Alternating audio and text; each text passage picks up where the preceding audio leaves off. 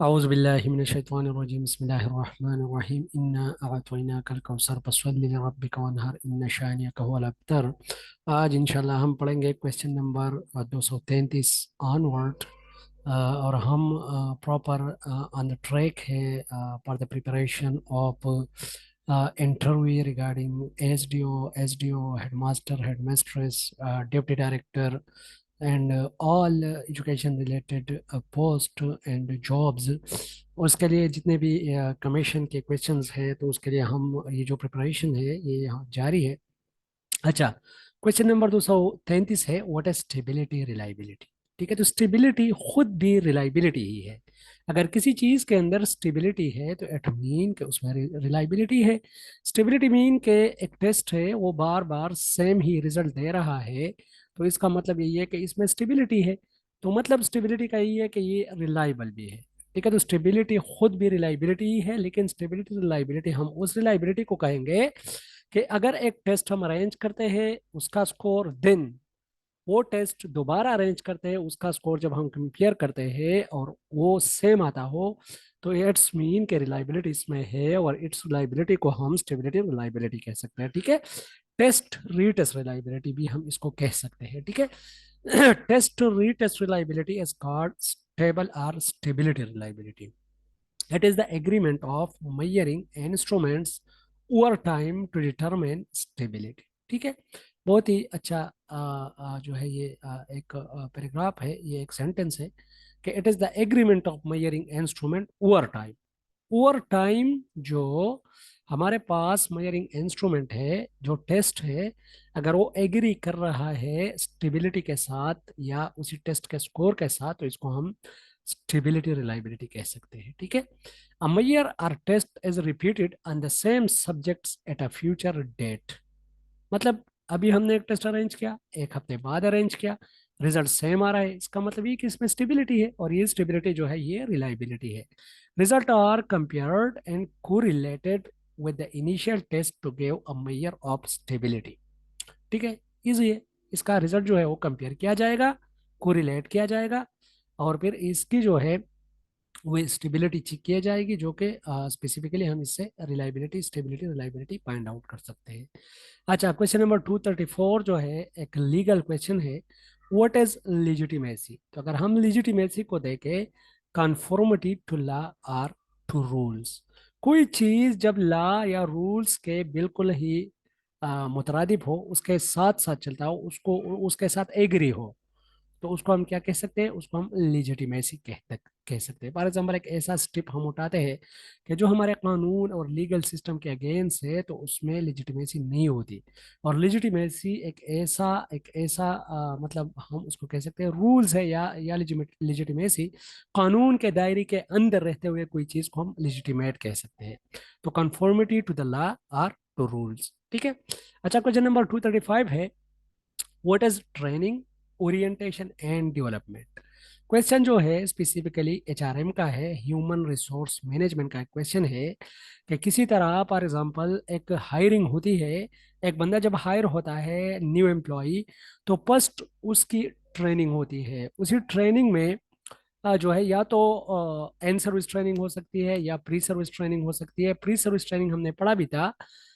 Training इसलिए होती है कि उसकी कैपेसिटी बिल्डअप हो जाए। जिस जॉब के लिए एक बंदा जा रहा है, तो उसके रूल्स रेगुलेशन और उसकी जो रिस्पॉन्सिबिलिटीज होती है, उसके लिए एक बंदा मेंटली प्रिपेयर हो और वो इफेक्टिव उसमें जाके इन्वॉल्व हो सके और उसमें काम कर सके। ठीक है, जबकि ओरिएंटेशन का मतलब यही है कि फॉर एग्जांपल एक बंदा किसी न्यू ऑर्गेनाइजेशन में जा रहा है, तो उसके जो पॉलिसीज है, जो रूल्स है, जो रेगुलेशंस है, उससे एक बंदे को एक दो दिन पहले, ये प्लेसमेंट के बाद होती है ये ओरिएंटेशन, आगाह किया जाता है। फॉर एग्जांपल, जिस तरह हम यूनिवर्सिटियों में जाते हैं, तो ये यूनिवर्सिटियों के स्टूडेंट जो होते हैं या बीएस में एडमिशन लेते हैं, तो फर्स्ट जो डेज होता है उसके उसका ओरिएंटेशन सेशन होता है।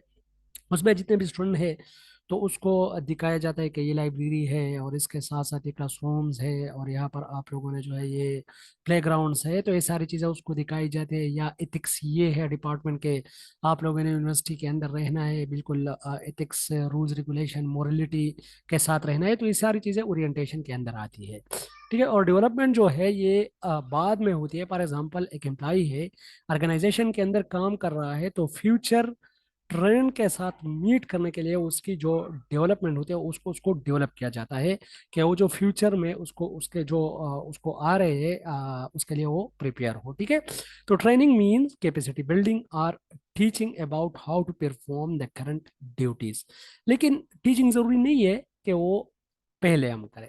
टीचिंग इन सर्विस भी हो सकती है, टीचिंग प्री सर्विस भी हो सकती है, सॉरी ट्रेनिंग प्री सर्विस भी हो सकती है, और ये एन सर्विस भी हो सकती है।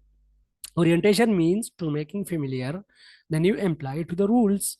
रूल्स रेगुलेशन के साथ जब एक एम्प्लॉय को हम फेमिलियर करते हैं, making familiar the new employee to the rules regulations and policies of the organization. ठीक है। ऑर्गेनाइजेशन के जितने भी रूल रेगुलेशन और पॉलिसीज है उसके साथ फेमिलियर करना। अच्छा, डेवलपमेंट क्या है? Means to make an employee prepare for future responsibilities. क्योंकि एक बंदा फॉर एग्जांपल एक एम्प्लॉय किसी ऑर्गेनाइजेशन के अंदर है तो उसकी प्रॉपर डेवलपमेंट होती जाएगी। वो जरूरी है क्योंकि ऑर्गेनाइजेशन के अंदर, क्योंकि ऑर्गेनाइजेशन भी ट्रेंड की तरफ जा रहा होता है, तो जो फ्यूचर रिस्पॉन्सिबिलिटीज उस पर आते हैं तो वो बंदा उसके लिए फिर प्रिपेयर हो तो उसकी डेवलपमेंट भी होती है। ठीक है, तो ये है डेवलपमेंट। अच्छा, क्वेश्चन नंबर 236 है। अच्छा, आवाज मेरी पहुंच रही है सिराज भाई? जी सर, बिल्कुल क्लियर। अच्छा जी, अच्छा, okay, thank you. Question number 236 है, what is process and product assessment? तो अगर हम देखें नाम को तो प्रोसेस प्रोसेस असेसमेंट और प्रोडक्ट असेसमेंट जो है, अच्छा, असेसमेंट क्या है? जितने भी स्टूडेंट है जिसको कंफ्यूजन है, तो assessment is the interpretation of the measure data for the purpose to make sense. किसी भी मैयर डेटा से सेंस डेवलप करने के लिए हम असेसमेंट करते हैं। या तो फॉर्मेटिव असेसमेंट हो सकता है ड्यूरिंग, या समेटिव असेसमेंट होता है लास्ट में, या डायग्नोस्टिक असेसमेंट होता है to find out the deficiencies और द स्ट्रेंथ्स। ठीक है, ये हमारे पास असेसमेंट है। तो assessment simply in the interpretation of the measure data.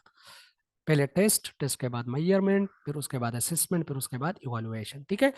तो प्रोसेस और प्रोडक्ट असेसमेंट अगर हम देखें तो प्रोसेस ड्यूरिंग होता है जबकि प्रोडक्ट फाइनल होता है लास्ट में। तो प्रोडक्ट असेसमेंट जो है ये समेटिव इन नेचर होता है, लास्ट में होता है, जबकि प्रोसेस असेसमेंट ड्यूरिंग होता है, जिसको हम फॉर्मेटिव असेसमेंट भी कह सकते हैं। Process assessment describe how learning is going. ठीक है। असिस परफॉर्मेंस ऑफ एक्चुअल वर्क, जो काम जारी है एक्चुअली उसकी परफॉर्मेंस को चेक करना। एरियाज ऑफ इम्प्रूवमेंट्स, उसकी एरियाज ऑफ इम्प्रूवमेंट क्या है, इट इज डूइंग ड्यूरिंग। ठीक है। While product assessment describe that what has been learn, क्या हमने लर्न किया है, इट्स मीन प्रोडक्ट असेसमेंट। ठीक है।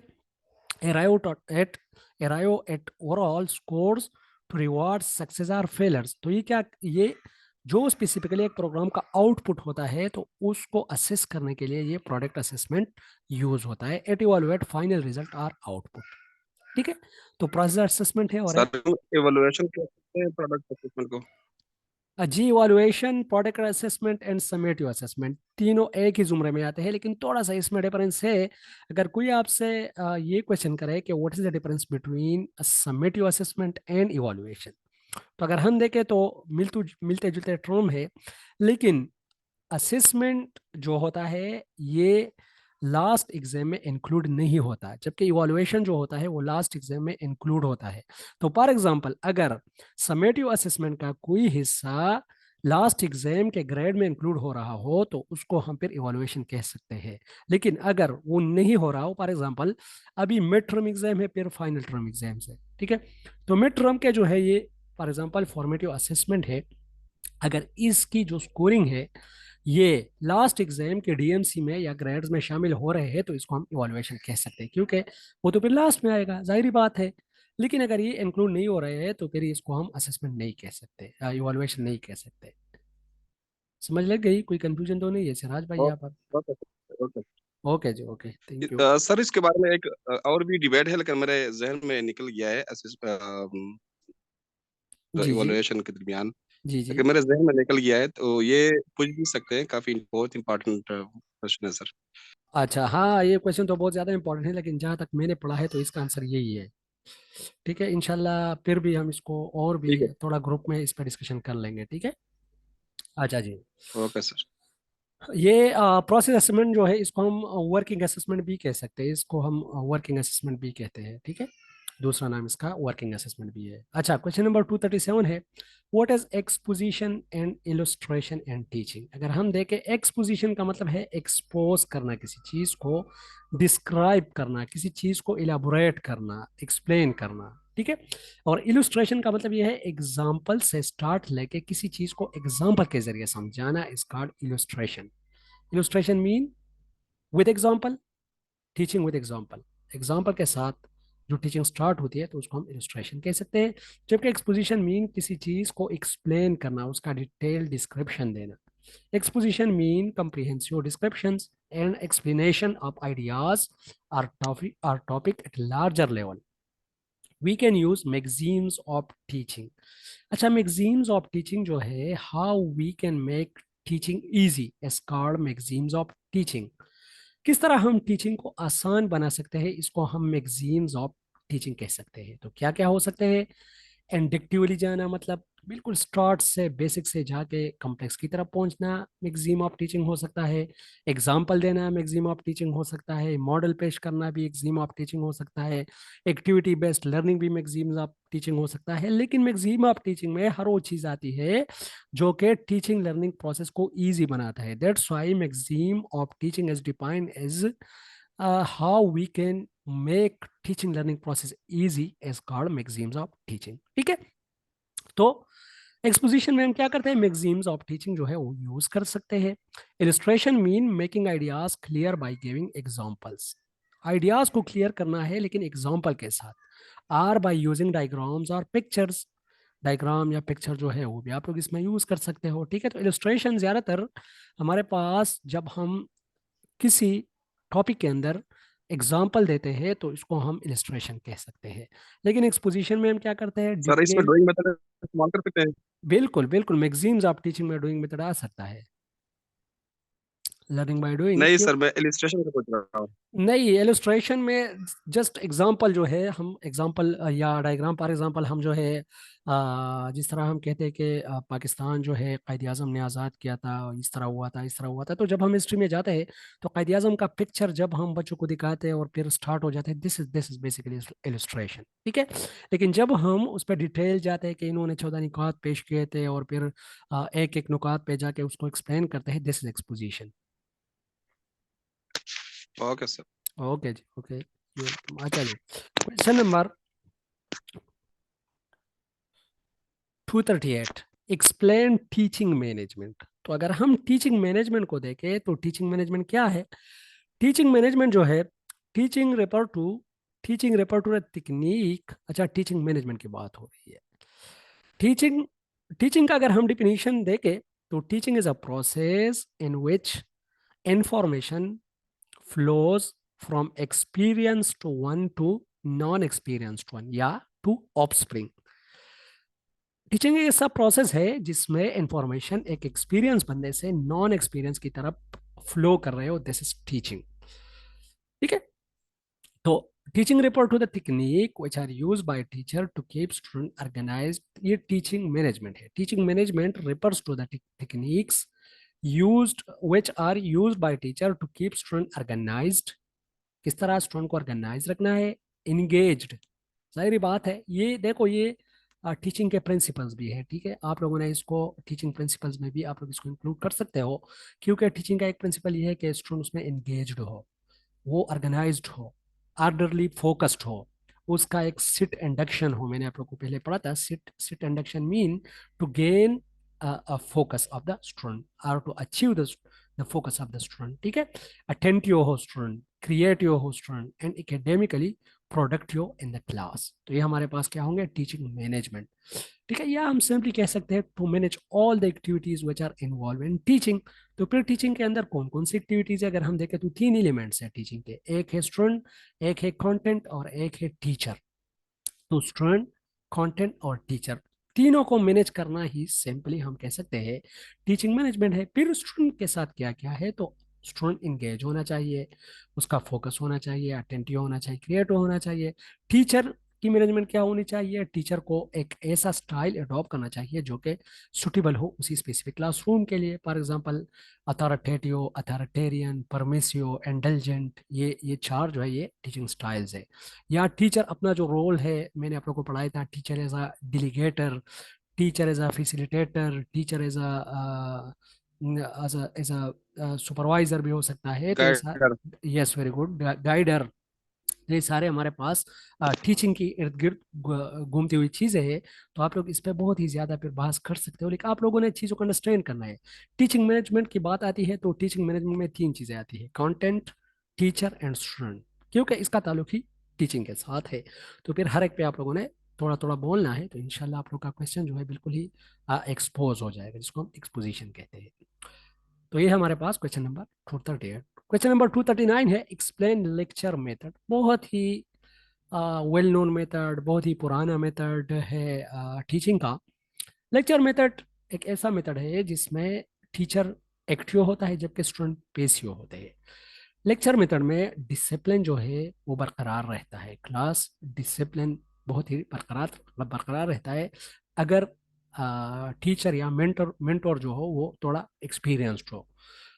चीज़ों को इंटरेस्ट बनाना होता है लेक्चर मेथड में। आपने एक स्टोरी स्टार्ट की है, उसको आपने बिल्कुल ही ऐसा एक इंटरेस्ट बनाया है कि लोग उसको सुन पा रहे हैं और बिल्कुल ही उससे लुत्फानंदोज हो रहे हैं, या किसी चीज को याद कर रहे हैं। तो मतलब ये कि लेक्चर मेथड जो होता है इसमें टीचर जो होगा वो एक्टिव होगा, स्टूडेंट पेसिव होंगे। इसमें हम ओवरऑल ज्यादा से ज्यादा टॉपिक जो है विद मिनिमम टाइम जो है वो कर सकते हैं, कवर कर सकते हैं, ठीक है। तो ये हमारे पास ज्यादातर ये लेक्चर मेथड है, और ये हम यूज कर सकते हैं स्पेसिफिकली लैंग्वेजेस में, ये हम यूज कर सकते हैं हिस्ट्री में, ये हम यूज कर सकते हैं पाक स्टडी में। इस तरह के सब्जेक्ट में ये ज़्यादातर यूज़ होते हैं। ये साइंस के लिए फिट नहीं है, ये जियोग्राफी के लिए फिट नहीं है, उसमें हम ये लेक्चर मेथड जो है यूज़ नहीं कर सकते। The type of teaching method in which teacher explain verbally to the students, verbally student को एक्सप्लेन करता है। और it is an oral presentation of a topic. It is monologue. Monologue ये है कि इसमें डेमोक्रेसी नहीं है, इसमें पार्टिसिपेशन नहीं है, इसमें कोलैबोरेशन नहीं है, ठीक है, इसमें कोऑपरेशन नहीं है, इसलिए दैट्स मोनोलॉग। ऑटोक्रेटिक है, एक टीचर जो है वो बोलेगा, स्टूडेंट उसको सुनेंगे। It is also called chalk and talk method. इसको चाक एंड टॉक मेथड भी कहते हैं। It has many advantages like to cover a huge content in a class. एक क्लास में ह्यूज कंटेंट आपने कवर करना हो तो एक क्लास के अंदर आप बहुत ज्यादा ह्यूज कंटेंट जो है वो कवर कर सकते हो। To cover a crowded class, crowded class है उसको भी आप कवर कर सकते हो। फॉर एग्जांपल आपने स्पीकर्स लगाए हैं और एक हाल में तकरीबन 2000 3000 स्टूडेंट भी बैठे हैं, तो आप अपना जो मैसेज है वो कन्वे कर सकते हो। It has 3 steps. अच्छा, इसके 3 स्टेप है। ये अगेन लेक्चर मेथड के स्टेप, ये भी एक क्वेश्चन है कि इसके स्टेप क्या क्या है। फर्स्ट इसका जो स्टेप है वो है इंट्रोडक्शन, सेकंड इसका है बॉडी, एंड लास्ट जो है उसका इसका है कंक्लूजन, ठीक है। It was the method of idealism. ये जो मेथड था ये आइडियलिज्म ने डिस्कवर किया था। आइडियलिज्म का अगर हम देखें तो उसका जो फाउंडर है वो है प्लेटो, और इसके जो आइडियाज है ज्यादातर सोक्रेटिस से मिलते हैं। और वो ये कहते हैं आइडियलिस्ट के ideas are true while body is false, ठीक है। और ये लोग जो है मैटर पे बिलीव नहीं करते। और ये जो है मेंटल डुअलिटी भी, जिसको फॉर एग्जांपल ये कहते हैं कि जो हमारी दुनिया है, दुनिया एग्जिस्ट ही नहीं कर रही, ये जो हमारी दुनिया ये जस्ट धोखा है जो हमारे जहन के अंदर है। तो उसका जो रिफ्लेक्शन है तो वही हमारी दुनिया है। और वो एग्जांपल इस तरह देते हैं कि फॉर एग्जांपल एक पागल से अगर आप लोग पूछ लो तो उसकी कोई दुनिया नहीं है, ठीक है। तो कहते हैं कि फिजिकल चीज एग्जिस्ट ही नहीं करती, बस जस्ट यही चीजें हैं जो आपके जहन के अंदर है, और जहन के अंदर जो है उसका एक अकस है, ये दुनिया उसका एक अकस है, उसका एक रिफ्लेक्शन है, ठीक है। This are the ideas of idealism. Idealism कहते हैं कि टीचर स्ट्रिक्ट होना चाहिए, ऑटोक्रेटिक होना चाहिए, ठीक है, और डिसिप्लिन जो है वो भी स्ट्रिक्ट होना चाहिए, और क्लासरूम के अंदर ओबीडियंस होनी चाहिए, क्लासरूम के अंदर रेस्पेक्ट होना चाहिए, नॉर्म्स रूल रेगुलेशन होने चाहिए, ठीक है। तो ये सारे हमारे पास क्या है, आइडियलिज्म के थॉट्स है। Question number 240, what is inflation, how we can control it. Economics से रिलेटेड एक क्वेश्चन है। इन्फ्लेशन क्या है और हम इसको किस तरह कंट्रोल कर सकते हैं। तो ये तो बड़े बड़े दुनिया के जितने भी इकोनॉमिस्ट हैं वो कंट्रोल नहीं कर पा रहे, तो हम क्या जो है अपना इस पर व्यू दे सकते हैं, लेकिन चलो थोड़ा इस पे जो है इधर उधर क्वेश्चन के साथ खेलते हैं। अच्छा जी, the rate of increase and prices over a period of time, महंगाई को हम कहते हैं इन्फ्लेशन। ठीक है, जब प्राइसेस बढ़ जाए कुव्वत खरीद से, जब एक प्राइस जो है वो बढ़ जाए, this called inflation. Established industries, अच्छा अभी इसकी जो है कुछ मैंने जो अपने साइड से दिए है, तो इंडस्ट्रीज एस्टेब्लिश करना, रिड्यूस करप्शन, करप्शन रिड्यूस करना, discover resources, means of production of resources जो है वो इंक्रीज करना, strengthen relation with other countries, international relation अच्छे करना, इंटरनेशनल मार्केटिंग तक पहुंचना, reach local product to the market, ये बहुत ज़्यादा इंपॉर्टेंट है, जो हमारे लोकल प्रोडक्ट है उसको मार्केट तक पहुंचाना, गुड इकोनॉमिक पॉलिसी। ठीक है, और भी बहुत ज़्यादा हो सर सकते इसमें हैं। एक पॉइंट मैं बताऊंगा। जी जी। सर ये जो है ना, जो पॉपुलेशन है ना, मैं पॉपुलेशन ग्रोथ जो है ना किसी कंट्री का ज्यादा हो, जी जी जी। तो वहां पर इन्फ्लेशन भी बहुत ज्यादा होता है, और उनकी जो प्रोडक्टिविटी होती है, मतलब क्रॉप्स वगैरह की दूसरी रिसोर्सेज है जो है ना, जी वो जी जी। कम पड़ जाए, आबादी बढ़ जाती है, तो ये भी एक बहुत बड़ी वजह है इनकी। बिल्कुल बिल्कुल, आपकी बात बिल्कुल ठीक है। अगर हम अपनी जीडीपी को इंक्रीज करना चाहते हैं तो वी हैव टू कंट्रोल और पॉपुलेशन ग्रोथ। पॉपुलेशन ग्रोथ हमारी कम होगी, पर कैपिटा इनकम जो होगा वो पर कैपिटा इनकम हमारा इंक्रीज होगा, तो हमारी जो हालात है वो थोड़े अच्छे हो जाएंगे। ठीक है, वेरी गुड पॉइंट। अच्छा जी, हु वाज एरिस्टोटल, एरिस्टोटल कौन था? तो एरिस्टोटल को अगर हम देखें तो इन्होंने फर्स्ट साइकोलॉजी की बुक लिखी थी, पीरी साइकी। ठीक है। अच्छा, एरिस्टोटल को अगर हम देखें तो ये प्लेटो का शागिर्द था, और प्लेटो जो था वो सोक्रेटिस का शागिर्द था। एरिस्टोटल जो था ये अपने उस्ताद एरिस्टोटल प्लेटो से इसका यही तजाद था कि आप आइडियाज की बात करते हो और आप मैटर जो है उनको नहीं मानते, लेकिन मैं मैटर को मानता हूँ। तो इन्होंने उसके अगेंस्ट रियलिज्म का कॉन्सेप्ट दिया। और एरिस्टोटल कहता है कि हमारे पास जो दुनिया है, दुनिया एग्जिस्ट करती है। ठीक है, ये कहता है कि matter is true, matter is not false. ठीक है, और इन्होंने साइंटिफिक मेथड का भी कॉन्सेप्ट दिया था।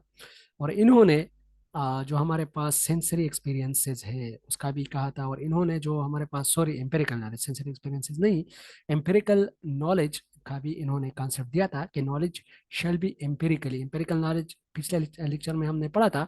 Empirical knowledge is the type of knowledge which is gain through sensory experiences. ठीक है, थ्रू एक्सपेरिमेंट्स जो आते हैं वो हमारे पास होते हैं, वो एम्पेरिकल नॉलेज होता है। ठीक है। Aristotle was the student of Plato, he belongs to Athens. अच्छा, एथेंस और स्पार्टा ये दोनों सिटीज थे ग्रीक एंशियंट के। ठीक है, जो हमारे पास ग्रीक था तो उसके दो सिटीज थे, एथेंस एंड स्पार्टन, स्पार्टा।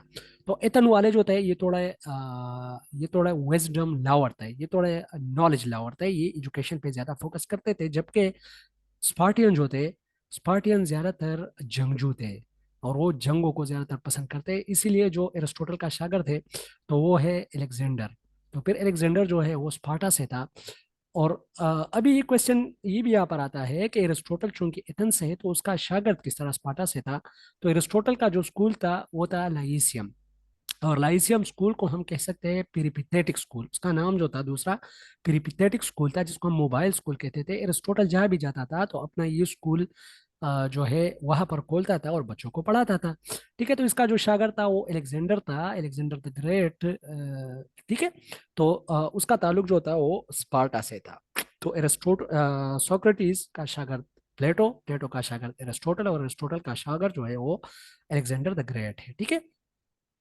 अच्छा, ही वॉज रियलिस्ट, ये फाउंडर ऑफ रियलिस्ट, यहाँ पर मुझे ये लिखना चाहिए था कि he was realist, but he was founder of realist. वो रियलिज्म फिलोसफी का जो है एरिस्टोटल ये उसका बानी था। He wrote his first book of psychology, Pyrisaichi. He was against his teacher views that ideas are true and body is false. Also talked about scientific method. अच्छा, Aristotle का मैंने आप लोगों को पढ़ाया था कि इसने इतना काम किया था कि इसके काम के बहुत ज्यादा तर्जुमे हुए हैं फिर बाद में। अगर हम देखें तो जब मैं आप लोगों को इब्न रुश्द पढ़ा रहा था तो इब्न रुश्द ने इस पर इतना काम किया था कि इमाम गजाली रहमतुल्लाह अलैहि ने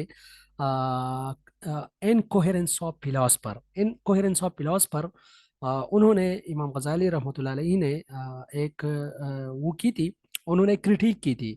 ये क्रिटिक की थी कि जो भी एरिस्टोटल के व्यूज पढ़ेगा तो वो इस्लाम से खारिज होगा।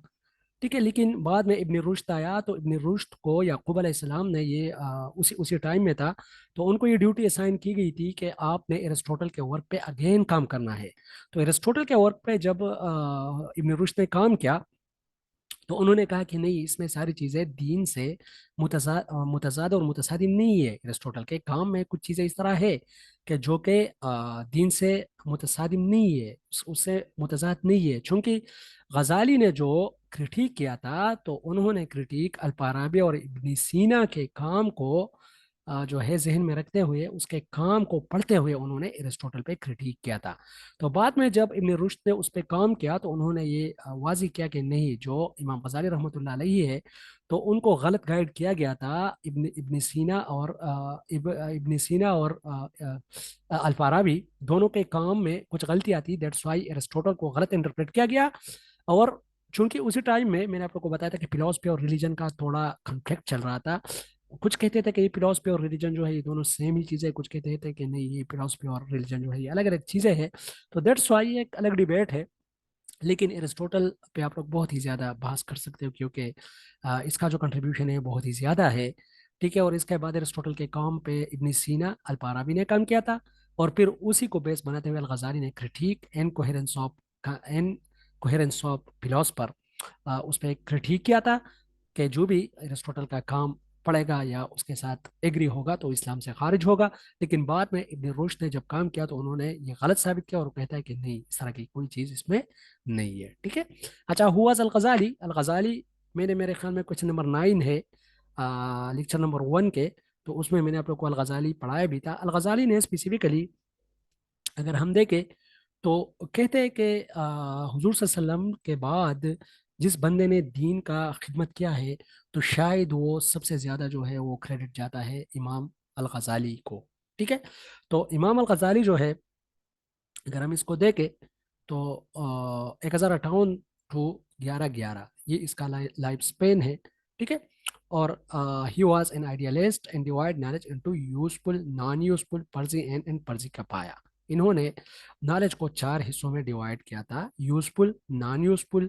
यूजफुल वो नॉलेज है जो इंसान को फायदा दे, जिस तरह कुरान हो गया, या जिस तरह हमारे पास और चीज़ें हो गई जो कि इंसान को फायदा दे। नॉन यूजफुल में वो चीज़ें जिस तरह मैजिक हो गया, पालमेस्ट्री हो गई, ये नॉन यूजफुल चीज़ें थी कि ये खतरनाक है, इंसान को नहीं हासिल करना चाहिए। फर्जी एन जो था, एंड फर्ज की पाया, फर्ज एन में वो चीज़ें जो कि इंसान पर फर्ज है, पर कंपलसरी है। फॉर एग्जांपल हमारे पास कुरान, सुन्नत, ये चीज़ें फर्ज एन में आती है, जबकि फर्ज का पाया में हमारे पास ये जो दुनियावी उलूम है ये आते हैं। ठीक है। तो इन्होंने 4 जो है ब्रॉड कैटेगरीज में डिवाइड किया था नॉलेज को। For him reasoning is the sixth sense. इन्होंने कहा था कि रीजनिंग जो है वो सिक्स्थ सेंस है। बहुत ज़्यादा इंपॉर्टेंट है, ये पेपर में आया हुआ है कि किसने कहा था कि reasoning is the sixth sense. Education mean obedience to God, ये इसका डिफिनीशन है कि एजुकेशन का क्या मतलब है। तो इसके हाँ, education means obedience to God. ठीक है। अच्छा जी, क्वेश्चन नंबर 243 है, व्हाट इज नेगेटिव लर्निंग। तो नेगेटिव लर्निंग का कॉन्सेप्ट हमने नेचुरलिज्म में पढ़ा था, लेकिन सिराज भाई अगर है तो सिराज भाई ने क्रिटिक किया था कि नहीं, इस पे थोड़ा सा जो है ये क्रिटिक किया गया था कि ये नेचुरलिज्म का या ये रोसो का दिया गया नहीं है, ये नेगेटिव लर्निंग का कॉन्सेप्ट। लेकिन आज मुझे याद आया, चलो इस पे थोड़ा सा फिर बहस कर लेंगे। अच्छा, नेगेटिव लर्निंग जो है, अगर हम देखें, मतलब अनहेल्दी नॉलेज को गेन करना, या ऐसा नॉलेज गेन करना जो कि जो है वैल्यूज और अकदार से खिलाफ हो। फॉर एग्जाम्पल, जिस तरह मैंने आप लोगों को कहा था कि बच्चा है, आप उसको बार बार कहते हो कि बच्चा, आप इस तरह, आपने इस तरह नहीं करना, आपने इस तरह नहीं करना, लेकिन फिर भी वो कर रहा है, तो चलो उसको रिजल्ट मिल जाएगा। जब रिजल्ट मिल जाएगा तो वो डर जाएगा, तो आगे वो काम नहीं करेगा। या फॉर एग्जाम्पल, एक बंदा है वो चोरी करता है, आप उसको कहते हो कि आपने चोरी नहीं करनी, तो नेचुरलिस्ट कहते हैं कि नहीं, सर आपने नहीं कहना, आपने उसको बिल्कुल कुछ नहीं कहना। वो क्या करेगा, चोरी करेगा, वो पकड़ा जाएगा, उसको अच्छे खासी जो है वो पनिशमेंट मिलेगी, तो फिर अगेन वो नहीं करेगा। ठीक है, क्योंकि नेचुरलिस्ट कहते हैं कि ये नेचर जो है ये खुद इंसान को नॉलेज जो है वो सिखाता है। तो दैट्स व्हाई नेगेटिव लर्निंग और नेगेटिव एजुकेशन जो है ये नेचुरलिज्म का कॉन्सेप्ट है। Acquisition of unhealthy knowledge, skills and values which lead to faulty models and reasoning at adversely effect the behaviour जो एग्जांपल है, how to tell a lie, मतलब किसी को ये सिखाना कि किस तरह आपने झूठ बोलना है। हाउ टू फाइट, किस तरह आपने झगड़ना है, ठीक है, फाइट करना है। तो जाहिर सी बात है, जब एक बंदा फाइट करेगा तो उसको एक दो थप्पड़ लगेंगे, तो फिर नहीं करेगा। तो इसका मतलब यही है कि निगेटिव लर्निंग जो है ये नेचरलिज्म का कंसेप्ट है। और इसके इसके पीछे यही लॉजिक है कि नेचुरलिस्ट कहते हैं कि ये नेचर जो है ये खुद ही इंसान को सबक सिखाता है। आपने बच्चे को बिल्कुल फ्री हैंड देना है, तो खुद ही नेचर बच्चे को क्या करेगा, सबक सिखाएगा। ठीक है। अच्छा, मेरी क्वेश्चन पहुंच रही है सेरा, सॉरी, आवाज, मेरी आवाज पहुंच रही है? Yes sir, clear. अच्छा, आप कुछ कहना चाहते हो ये नेगेटिव एजुकेशन पे कि नहीं? आपने कुछ कमेंट किया था मेरे ख्याल में, मैंने मेरे जहन में अभी मुझे याद आया जी। सर आई थिंक मैंने डीमेरिट ऑफ जर्नलिज्म, इसके बारे में मैंने कुछ बात की थी। अच्छा अच्छा, चलो थोड़ा इसको फिर पढ़ लेंगे कि ये जो हमारे पास नेगेटिव एजुकेशन है, लेकिन जहाँ तक मैंने पढ़ा है तो ये नेचुरलिज्म का ही कॉन्सेप्ट है, और ये रोसो का दिया हुआ एक कॉन्सेप्ट है। ठीक है। अच्छा, what what is short term memory? ठीक है, एक होती है हमारे पास लॉन्ग टर्म मेमोरी, ये होती है। अच्छा, मेमोरी क्या है? Memory mean to get information, to store it for some time or for long time, and to use it in the future। ठीक है। इंफॉर्मेशन को गेट करना, जहन के अंदर इन करना, उसको स्टोर करना, फिर उसको अगेन अगेन इस्तेमाल करना, दिस इज मेमोरी। ठीक है। अच्छा, तो मेमोरी को अगर हम देखें, एक है शॉर्ट टर्म मेमोरी, एक है लॉन्ग टर्म मेमोरी, एक है एपिसोडिक मेमोरी। ठीक है। तो शॉर्ट टर्म मेमोरी वो है जो कि हम फॉर एग्जांपल एक काम कर रहे हैं और उसके लिए जो मेमोरी रिक्वायर्ड होती है किसी स्टेप को करने के लिए, this is called short term memory. Long term memory वो होती है कि फॉर एग्जांपल महीने या 2 महीने या साल तक कोई चीज जहन के अंदर फॉर एग्जांपल रहता है, this is short, this long term memory.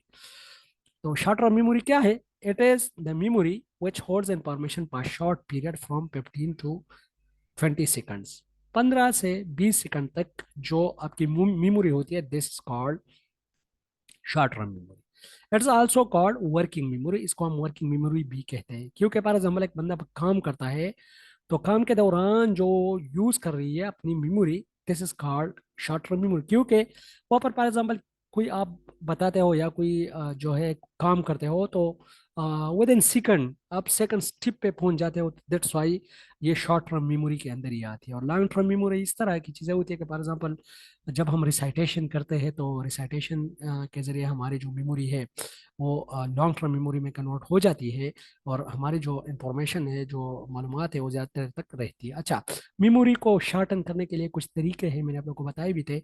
एक तो मैंने आप लोग को कहा था चंकिंग। चंकिंग जो मिलर ने दिया था कॉन्सेप्ट, तो चंकिंग मीन के जब हम एक बड़े नंबर को या इंफॉर्मेशन को छोटे छोटे ग्रुप में डिवाइड करते हैं और फिर उसको याद करते हैं, जिस तरह मोबाइल नंबर हम कहते हैं कि 0301, ये एक चंक हो गया। 5943 279, तो ये भी चंकिंग हो गई, ये तीन चंक्स हो गए। और मिलर कहता है कि 5 + 2 7 + 2 7 - 2 चंक एक इंसान याद कर सकता है।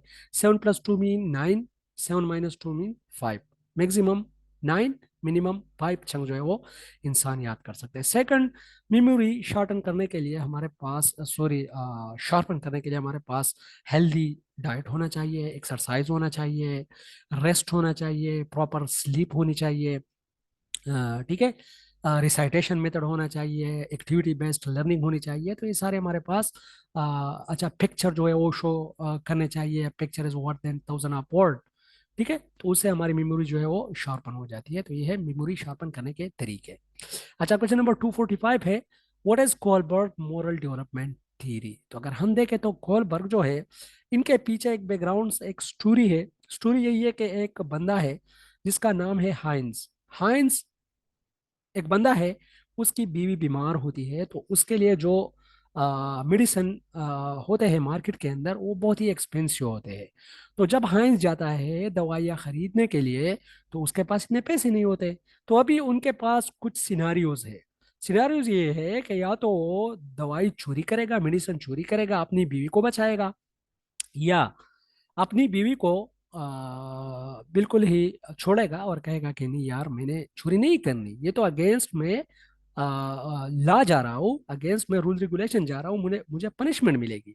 ठीक है, या उसको इस तरह करना चाहिए कि चोरी भी करनी चाहिए और अपने आप को सरेंडर भी करना चाहिए, जेल के अंदर भी जाना चाहिए। तो इन्होंने कुछ क्वेश्चन इससे बनाए और उसी क्वेश्चन को उन्होंने नाम दिया मोरल डायलीमा, और उसी मोरल डायलीमा को सॉल्व करने के लिए मोरल रीजनिंग का कांसेप्ट इन्होंने दिया।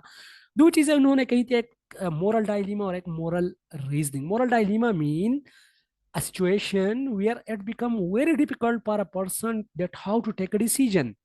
फॉर एग्जाम्पल, एक बंदे की दो जॉब हो जाते हैं सिमल्टेनियसली, एक एसएस का जॉब, एक हेडमास्टर का जॉब, दोनों 17 के जॉब है। अभी बंदा पंसा हुआ है मोरल डायलीमा में कि मैं कौन से जॉब को स्किप करूं और कौन से जॉब में जाऊं। This moral dilemma. तो जो इसी इसी इसी मोरल डायलीमा को सॉल्व करेगा, उसको हम कहेंगे मोरल रीजनिंग। तो मोरल रीजनिंग के जरिए ही हम अपने मोरल डायलीमा को क्या करते हैं, सॉल्व करते हैं। ठीक है, कोलबर्ग ने थ्योरी दी थी।